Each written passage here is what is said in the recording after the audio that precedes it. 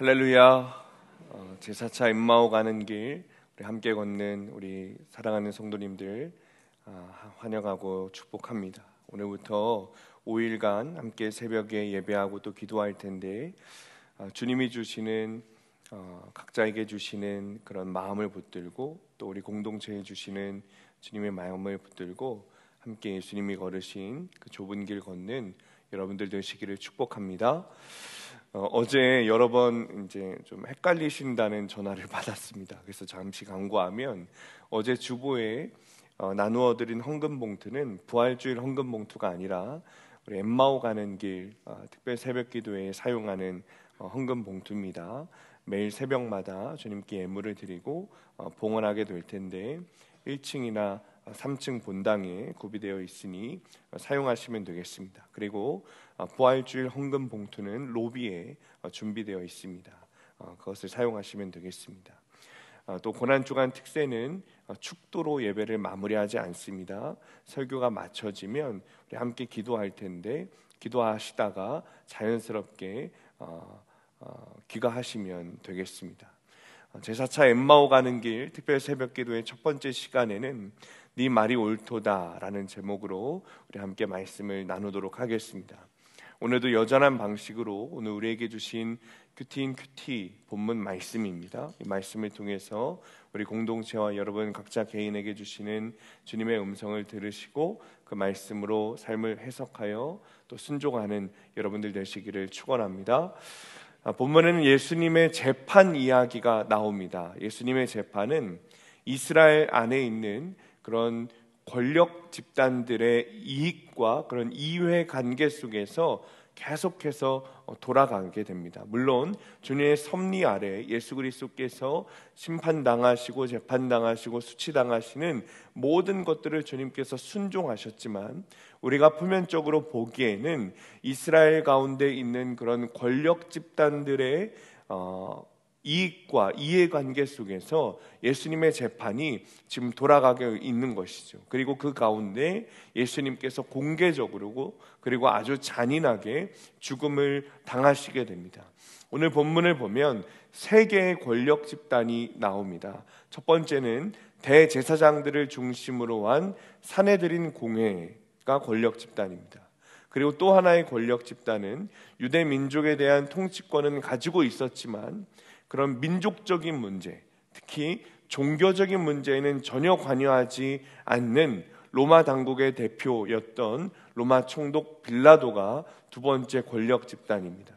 또 세 번째는 마지막 세 번째는 비유대인이었지만 유대인의 왕으로 살아가고 있는 갈릴리의 분봉왕이죠. 헤롯이 세 번째 권력 집단입니다. 이 세 가지 권력 집단 안에서 주님은 아주 불법적이고 부당한 재판을 당하고 계십니다. 오늘 말씀은 이 세 가지 권력 집단에 대한 모습을 통해서 좀 잠깐 살펴보려고 합니다. 첫 번째로 말씀드렸던 권력 집단이 대제사장을 중심으로 한 사내들인 공회였습니다. 이들은 예수님을 빌라도로 끌고 가서 고발했어요.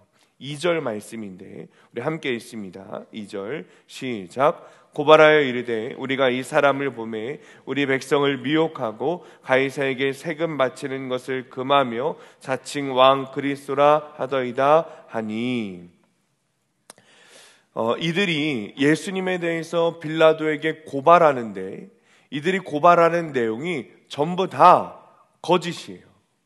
전부 다 모함이죠.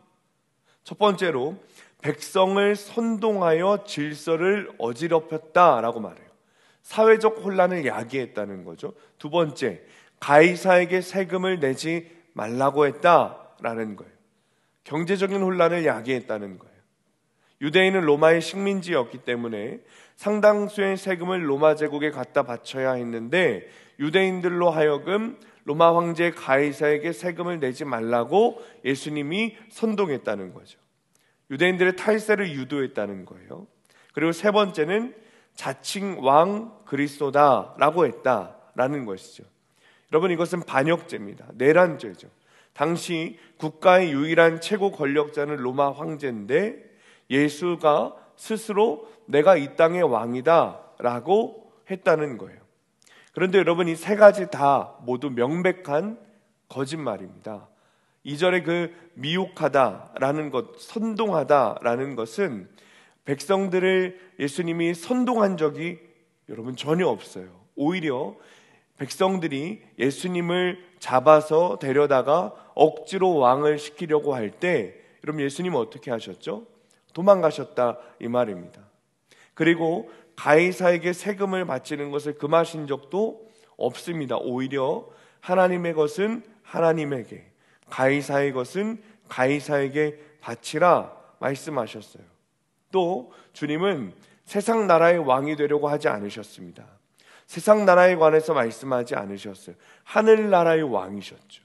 그러니까 예수님이 왕이라고 말씀하신 것은 그들이 말하는 정치적인 왕이 아니라 영적인 왕을 말씀하시는 거예요.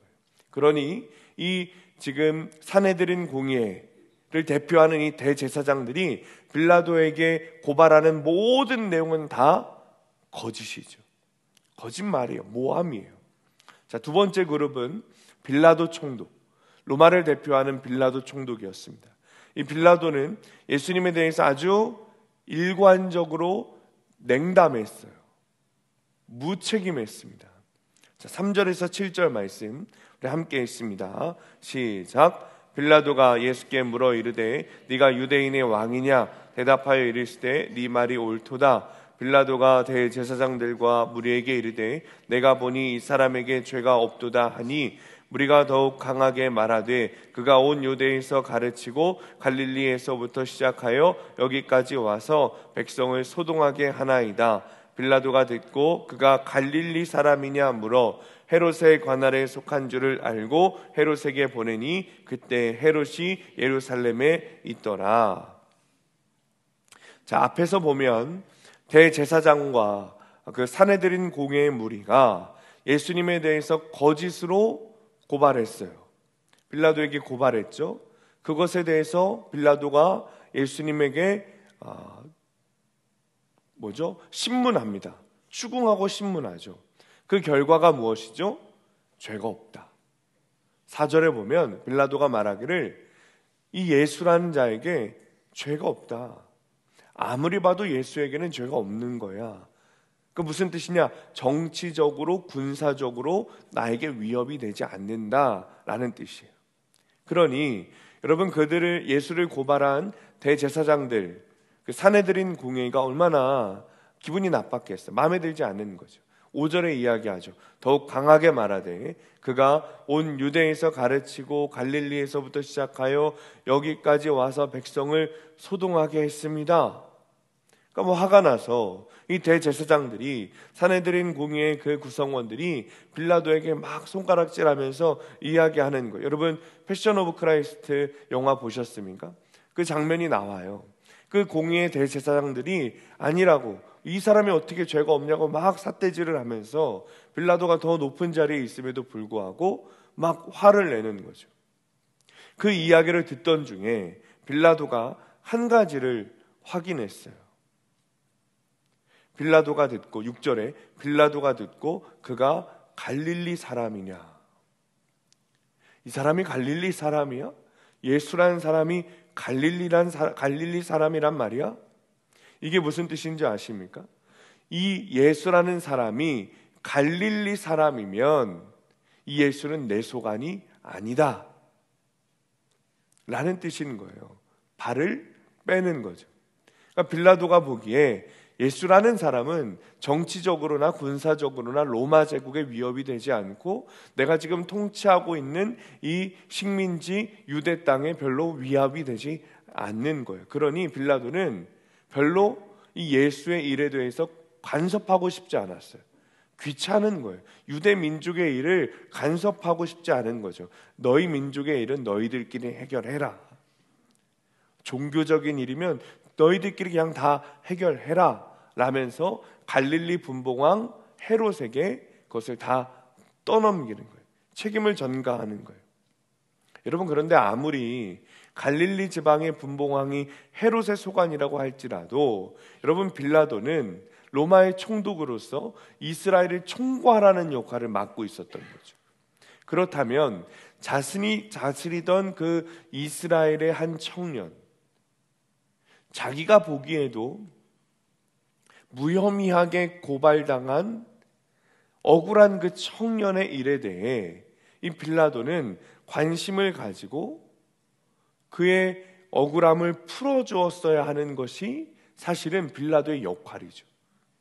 그런데 그 역할을 빌라도가 다 회피하고 오히려 책임을 전가하는 거예요.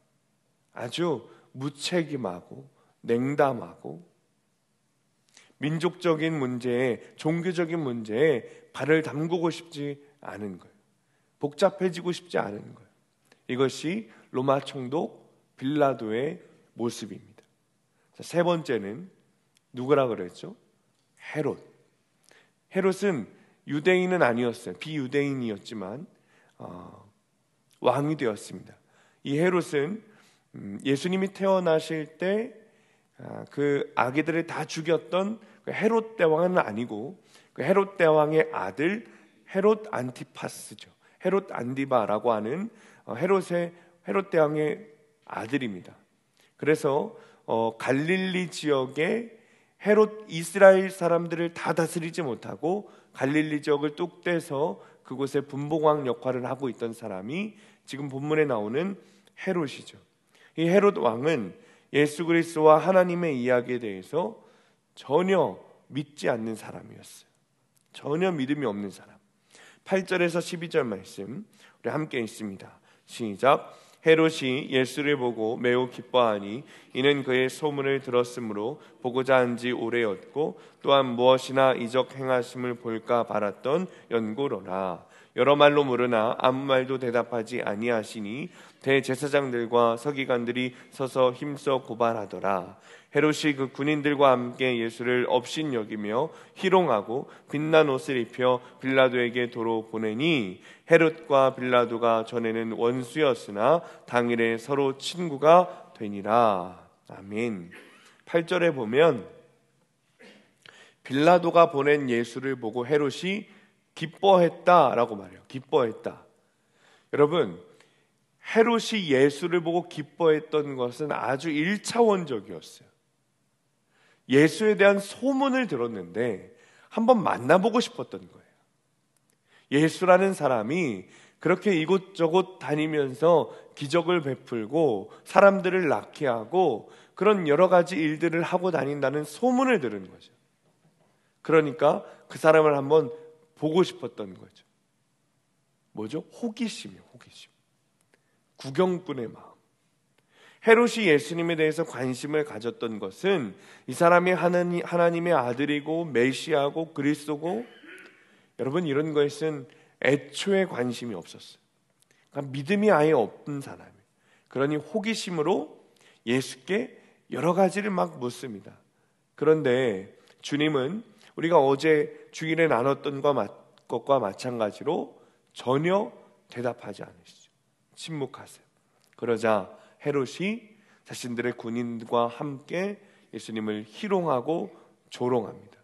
그리고 다시 빌라도에게 예수를 보냈어요.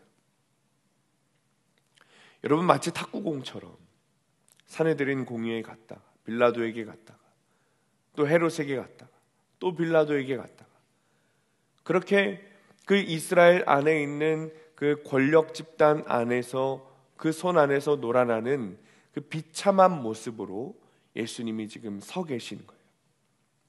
고난주간 특세를 시작하는 오늘 주님의 곁에 서 있는 이 권력의 손에 그런 그 권력 집단의 모습을 보면서 우리가 묵상하고 깨달아야 할 것은 내가 이들 중에 있다는 것입니다. 오늘날 교회 안에도 그 사내들인 공의의 대제사장들, 유대 종교 지도자들처럼 예수님을 대적하고 저항하는 이들이 있어요. 여러분 이들은 성경 박사였습니다. 우리가 성경을 아는 것과는 될 것도 되지 않을 정도로 그들은 성경을 그냥 달달달 외우는 사람들이었어요. 그렇기 때문에 여러분 예수님께서 공생의 기간 동안 하셨던 모든 일들이 그들이 달달달 외우고 있었던 구약에서 예언한 내용과 정확하게 일치한다는 사실을 이 사람들도 다 알고 있었습니다. 모를 리가 없었을 거예요. 그런데 그들은 예수를 믿지 않습니다. 오히려 예수를 적대시하고 고발하죠. 그 이유는 자신들의 이익 때문이었어요. 기득권을 포기할 수 없는 거예요. 우리보다 더 뛰어난 예수라는 자가 나와서 백성들을 선동하고 다니고, 그들이 보기에 선동하고 다니고 이끌고 다니고 우리들의 인기가 다 사라져버리는, 자신들이 그동안 소중하게 간직했던 그 말씀의 권위마저도 다 포기해야 하는 그런 상황이 오자 예수가 그냥 싫은 거예요. 많은 성도들이 이 유혹에서 벗어나지 못해요. 여러분, 예수를 믿는다는 것은 예수님의 말씀대로 순종하는 것인데, 예수님께 순종하자니 내가 세상에서 누려야 할 것들을 다 포기해야 되는 거예요. 재물, 시간, 관계, 너무 많은 것을 포기해야 하는 거죠. 이런 현실 속에서 우리는 교회를 다니며 너무 많은 성경 지식을 알고 있음에도 불구하고 예수님께 순종하지 않아요. 그런 종교 지도자들 같은 모습이 우리 안에 있다는 거예요. 두 번째는 예수님을 무시하고 방관하는 사람들이에요. 빌라도 같은 존재죠. 빌라도에게는 예수님이 하나님의 아들이든 그리스도든 메시아든 뭐 상관없어요. 다만 내가 다스리는 이스라엘의 걸림돌만 되지 않으면 돼요. 위험만 되지 않으면 돼요. 성도들 가운데도 분명히 있어요. 예수님이 그저 나를 괴롭히지만 않으면 돼요. 내가 세상 사는데 방해만 되지 않으면 돼요. 심지어 천국과 지옥의 존재를 믿지 않아요. 그러니 말씀에 대해서 어때요? 냉담하고 무책임하고, 사역에 대해 냉담하고 공동체에 대해 무책임하죠. 교회는 그냥 습관처럼 다닐 뿐이에요. 그러니 언제든 교회를 떠날 준비가 되어 있어요. 이 교회가 나에게 피해를 주면, 이 교회가 나를 거슬리게 하면, 이 교회가 나에게 실수하면 난 언제든지 교회를 떠날 준비가 되어 있는 사람이 빌라도의 유형이죠. 세 번째는 헤롯과 같은 사람들이에요. 헤롯은 예수님에게 기적을 원했어요. 헤롯은 예수님에게 즐거움을 원했어요. 그러니 예수님께 묻죠. 이것 좀 해봐라, 저것 좀 해봐라, 이 기적을 일으켜봐라.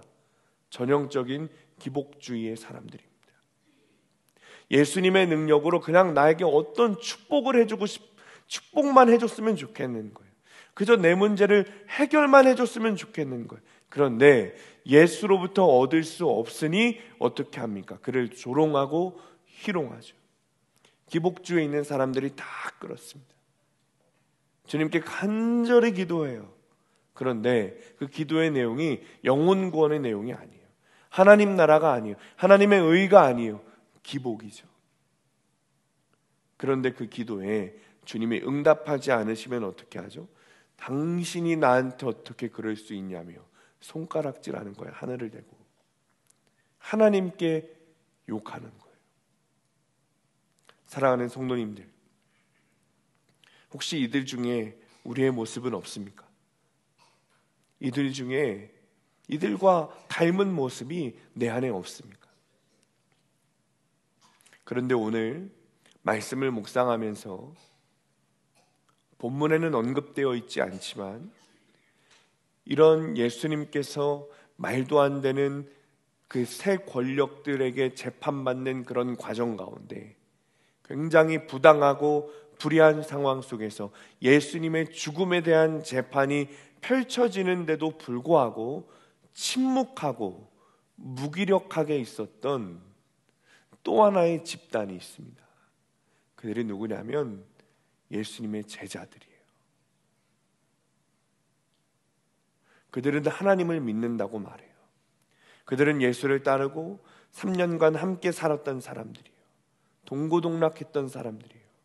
그런데 그들이 모습이 어떻죠? 여러분, 오늘 본문 가운데 제자들의 모습을 발견할 수 있습니까?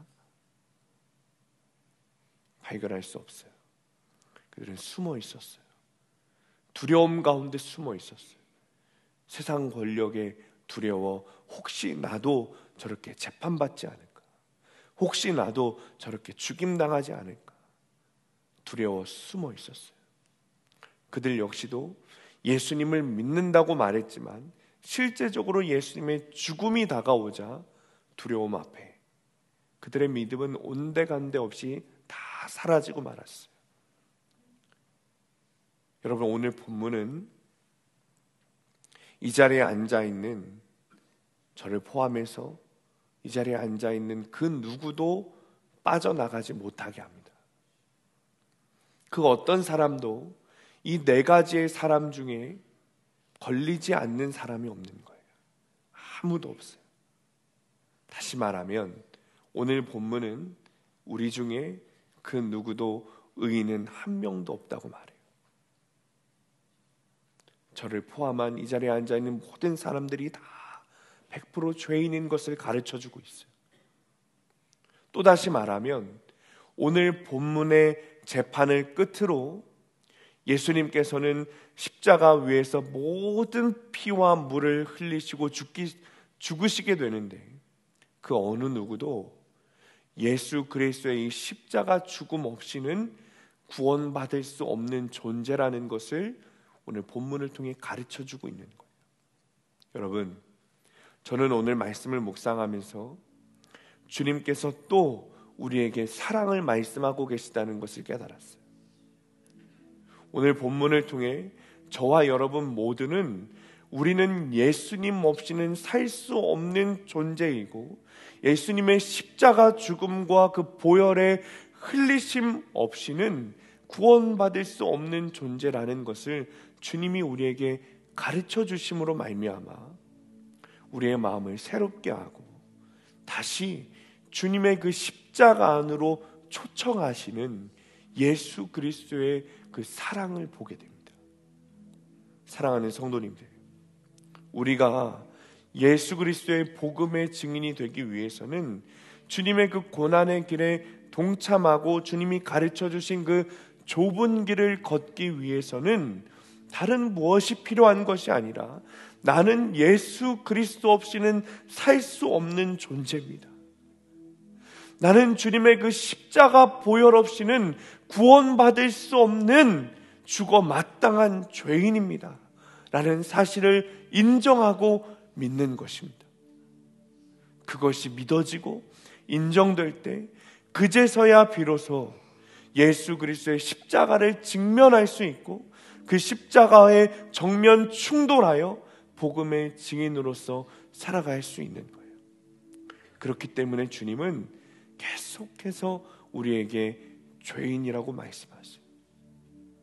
우리가 100% 죄인이라는 것을 저와 여러분에게 가르쳐 주시는 말씀은 우리에게 너희는 십자가 은혜가 필요하다는 것을 가르쳐 주시고 그 십자가 은혜에 초청하시는 말씀이에요.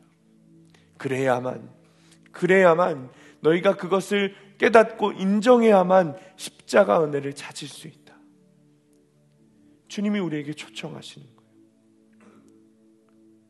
그러니 여러분, 주님께서 말씀을 통해 나의 실체를 드러나게 하시고 나를 부끄럽게 하시고 내 안에 숨겨놓은 죄들을 다 밝아놓고 드러내게 하시는 이유는 나를 회개하게 하시고 나를 구원하시고자 하시는 주님의 사랑인 것입니다.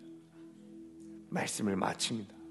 오늘 본문은 유대 지도자들, 로마 총독 빌라도, 유대 왕 헤롯, 그리고 제자들의 모습을 통해 나는 어쩔 수 없는 죄인이라는 것을 깨닫게 하십니다. 그리고 그런 죄인을 사랑하신 예수 그리스도의 십자가로 우리를 초청하고 계십니다. 이 시간 우리가 찬양하고 기도할 텐데 우리의 모든 마음을 주님께 내어드리고 주님이 초청하시는 그 구원의 길, 그 십자가의 약속을 믿고 나아가는 저와 여러분들 되시기를 예수님의 이름으로 축원합니다. 우리 이 시간에 찬양하고 기도하겠습니다. 우리 이 시간에 우리에게 주신 말씀 붙들고 함께 기도하기 원합니다. 11절 말씀입니다. 헤롯이 그 군인들과 함께 예수를 업심여기며 희롱하고 빛난 옷을 입혀 빌라도에게 도로 보내니 주님을 죽이는데 일조했던 사람들의 모습이 나와의 모습과 닮아 있음을 인정하고 회개합니다. 주님, 내가 주님을 십자가에 못 박았고 내가 주님을 죽였습니다. 주님, 내가 그 군인들과 함께 예수를 업신여기며 희롱했던 그 장본인입니다. 주님, 내가 당신의 아들을 죽인 장본인입니다. 주님, 용서하여 주옵소서. 주님, 용서하여 주옵소서. 아멘. 주님, 그럼에도 불구하고 그 십자가 은혜로 나를 초청하시는 주님의 은혜에 우리가 전심으로 반응하여 나아가기 원합니다. 아멘. 주님, 나는 주님의 십자가 없이는 구원받을 수 없는 존재라는 것을 이제는 내 마음 깊은 곳으로부터 믿음으로 나아가오니, 주여, 주께서 십자가에서 흘리신 보혈로 나를 덮어주시고 주님의 구원 약속 안으로 들어가게 하여 주옵소서. 아멘. 시간에 주님 이름 부르시면서 함께 동성으로 기도하겠습니다. 주여, 그 그늘 아래 아버지 하나님, 내 소망이 시간 주님 앞에 아버지 기도합니다. 하나님, 우리 안에 역사하여 주옵소서. 하나님, 내가 주님을 채용하고 주님을 조롱했던 그 장본인입니다. 하나님, 내가 주님을 십자가에 못 박았던 장본인입니다. 내가 주님을 죽였던 그 장본인입니다. 내가 하나님의 아들을 죽였던 자입니다. 하나님, 나를 용서하여 주옵소서. 하나님, 나를 용서하여 주옵소서. 주님, 나를 용서하여 주옵소서. 그럼에도 불구하고 하나님, 우리를 사랑하시는 십자가 은혜로 초청하시는 하나님 앞에 아버지, 우리가 무릎을 꿇습니다. 하나님, 우리가 그 말씀 앞에 무릎을 꿇으며 하나님 앞에 나아가기 원합니다. 하나님, 십자가 하나님 역사하여 주옵소서. 하나님 역사하여 주옵소서. 아버지, 하나님의 그 말씀 가운데 아버지, 우리가 전심으로 반응하며 나아가기 원하오니, 아버지 하나님, 그 십자가 앞에 무릎 꿇고 아버지 하나님 반응하게 하여 주옵소서. 하나님 역사하여 주옵소서. 하나님 역사하여 주옵소서. 하나님 역사하여 주옵소서. 그 그늘 아래 내 소망이 아버지 하나님, 연약함과 하나님 우리를 불쌍히 여겨주셔서 하나님 우리를 긍휼히 여겨주옵소서. 하나님 우리를 긍휼히 여겨주옵소서.